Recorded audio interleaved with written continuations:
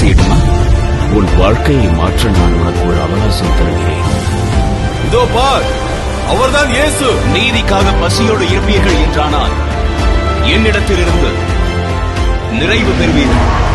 தேவனுக்கு நீங்கள் முதல் இடம் கொடுங்கள், உங்களுக்கு எல்லாவற்றையும் தருவார். ஆண்டவராகிய இயேசு கிறிஸ்துவின் இனிதான நாமத்தினாலே அன்பானவர்களே, அற்புதமான ஜூலை மாதம் 24ஆம் தேதி புதன்கிழமை உங்கள் ஒவ்வொருவரையும் வாழ்த்துகின்றோம். பிரியமானவர்களே, இந்த நாள் ஒரு இனிய நாள். இது ஆண்டவர் படைத்த வெற்றியின் நாள். இந்த நல்ல நாளில் ஆண்டவர் இயேசு சுவாமி நம் ஒவ்வொருவரையும் அபாரமாக ஆசீர்வதிப்பாராக. ஆமென். பரிசுத்த வேதாகமத்திலே 119ஆம் சங்கீதம் 173ஆம் வசனத்தை உங்களுக்காக வாசிக்கின்றேன். நான் உம்முடைய கட்டளைகளை தெரிந்து கொண்டபடியால் உமது கரம் எனக்கு துணையாயிருப்பதாக. நான் உம்முடைய கட்டளைகளை தெரிந்து கொண்டபடியால் உமது கரம் எனக்கு துணையாயிருப்பதாக. Let thine hand help me, for I have chosen thy precepts. அற்புதமானவர்களே, வசனத்தை வாசிக்கும் பொழுது இந்த வசனங்கள் நமக்கு எவ்வளவு உணர்வை தருகின்றன.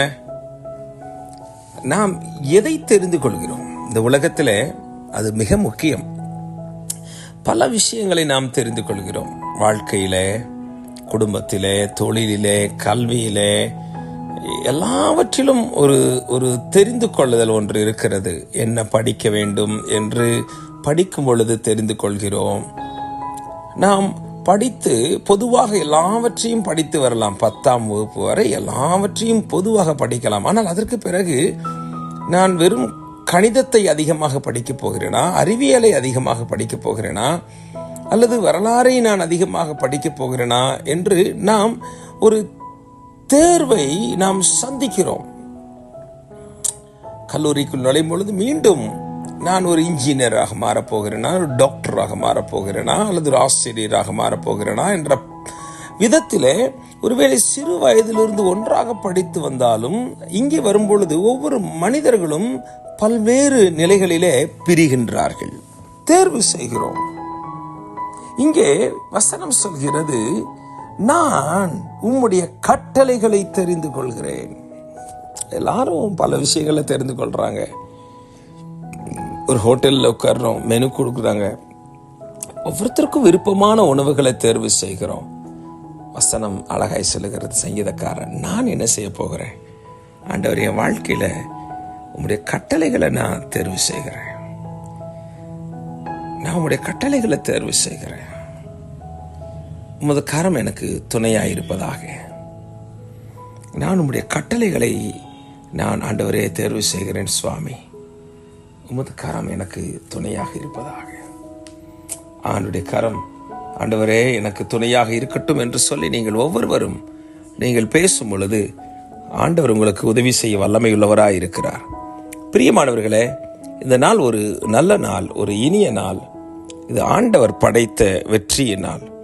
இந்த நல்ல நாளிலே ஆண்டவர் எனக்கு துணையாயிருப்பீராக என்று சொல்லி ஆண்டவருடைய கட்டளைகளை தேர்வு செய்யுங்கள். ஆண்டவருடைய கட்டளைகளை நீங்கள் தேர்வு செய்யும் பொழுது ஆண்டவர் நிச்சயம் நம் ஒவ்வொருவருக்கும் துணையாகத்தான் இருப்பார். சந்தேகமே இல்லை, ஒரு நாளும் சந்தேகமே இல்லை. அவர் நமக்கு துணையாளர். அவர் நமக்கு உதவியாக இருக்கிறவர். அவர் நம்மோடு கூட இருக்கிறவர். அவர் நம்மை நிச்சயம் அவர் கரம், பாருங்களேன், அந்த வசனம் அழகாய் சொல்லுகிறது, அது கரம் எனக்கு துணையாயிருப்பதாக. எவ்வளவு அழகாய் அவர் சொல்லுகிறார் பாருங்கள். ஆண்டவரே, நீர் உம்முடைய கரம் எனக்கு துணையாயிருப்பதாக. காரணம், நான் உம்முடைய கட்டளைகளை தெரிந்து கொள்கிறேன். கர்த்தருடைய பிள்ளைகள் அவருடைய கட்டளைகளை தெரிந்து கொள்வோம், வசனத்தை தெரிந்து கொள்வோம், அவருடைய வார்த்தையை தெரிந்து கொள்வோம், அவர் சொல்கிறத தெரிந்து கொள்வோம். அவருடைய கரம் நமக்கு நிச்சயமாய் துணையாக இருக்கும். God bless you. இந்த நாள் ஒரு இனிய நாள். ஆமென். மறவாமல் நினைத்தீரையா, மனதார நன்றி சொல்வே. நன்றி நன்றி ஐயா.